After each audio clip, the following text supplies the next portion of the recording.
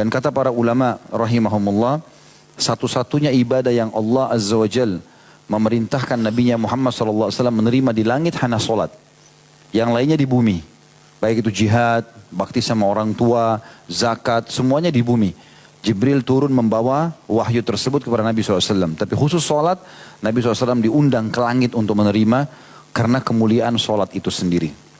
Hakikat daripada solat itu teman-teman sekalian adalah komunikasi seorang hamba dengan Tuhannya. Tadi kasus kita solat isya misalnya. Kita sudah diajar dan 5 waktu solat umumnya. Atau solat secara umum termasuk sunnah adalah gerakan-gerakan khusus, bacaan-bacaan khusus. Kalau kita renungi gerakan-gerakan dan bacaan tersebut, kita akan faham ini adalah gerakan dan bacaan ketundukan. Kita takbir, kemudian mata ke tempat sujud, lalu kemudian konsentrasi membaca bacaan yang sudah dipandu. Kalau baca yang lain tidak diterima. Kemudian ada syarat-syaratnya. Harus dengan tumaknina, dengan ketenangan. Harus menghadap kiblat, tutup aurat, dalam keadaan suci. Ada syarat-syarat. Ini menandakan sebuah gerakan atau gerakan-gerakan dan bacaan yang dikhususkan dalam bentuk ketundukan kepada Sang Pencipta Allah. Begitu pada saat ruku, orang tidak lakukan ruku kecuali memang penghormatan yang sangat tinggi. Begitu juga dengan i'tidal, dengan menyebutkan Sami Allahu liman hamidah, Allah telah mendengar orang yang memujinya lalu disambung dengan sujud. Sujud adalah gerakan yang sangat luar biasa.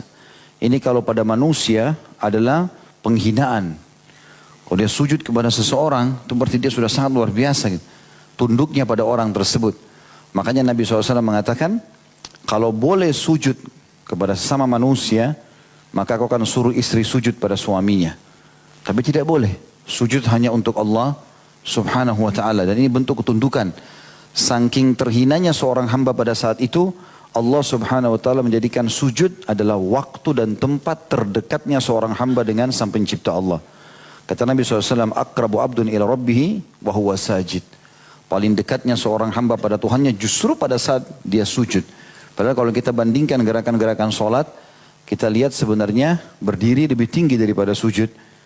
Duduk di antara dua sujud, duduk lebih tinggi daripada duduk di antara dua sujud lebih tinggi daripada sujud. Tapi sujud justru karena dia paling merendah, meletakkan yang paling terhormat bagi kita adalah wajah di tanah. Kemudian kita mengatakan subhana rabbiyal a'la, maha suci Tuhanku yang maha tinggi. Justru di situ karena puncak ya terhinanya seorang hamba bagaimana dia tunduk kepada Sang Pencipta Allah, maka Allah pun menjadikan itu adalah tempat yang paling mulia bagi dia. Paling dekat dia dengan Allah subhanahu wa ta'ala. Bahkan kata Nabi SAW, kalau kalian ruku agungkan Allah, kalau kalian sujud perbanyaklah doa. Karena sangat jarang doa ditolak di waktu sujud. Juga ada hadis yang mulia yang pernah saya sebutkan, hadis yang disahihkan oleh para ulama tentang Allah subhanahu wa ta'ala menjawab hambanya pada saat dia membaca Al-Fatihah. Pada saat dia mengatakan Alhamdulillahi Rabbil Alamin, segala puji bagi Allah Tuhan alam semesta. Allah menjawab hamadani abdi, hambaku memujiku. Ar-Rahmanir Rahim, yang maha pengasih lagi maha penyayang. Maka Allah menjawab athna alayya abdi, hambaku menyanjung-nyanjungku. Maliki yaumiddin, raja yang sebenarnya pada hari pembalasan atau hari kiamat. Allah mengatakan majadani abdi, hambaku meletakkan aku pada kedudukanku. Iyyaka na'budu wa iyyaka nasta'in, hanya kepadamu kami menyembah dan hanya kepadamu kami minta tolong. Kata Allah, hadza li wa li abdi.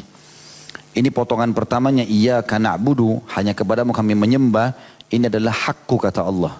Karena sembah artinya tunduk dan patuh kepada Allah, itu hanya haknya Allah. Wa iyyaka nasta'in, kepadamu kami minta tolong. Kata Allah, hadza li abdi. Ini untuk hambaku, dia boleh minta tolong. Ihdinas siratal mustaqim sampai akhir ayat.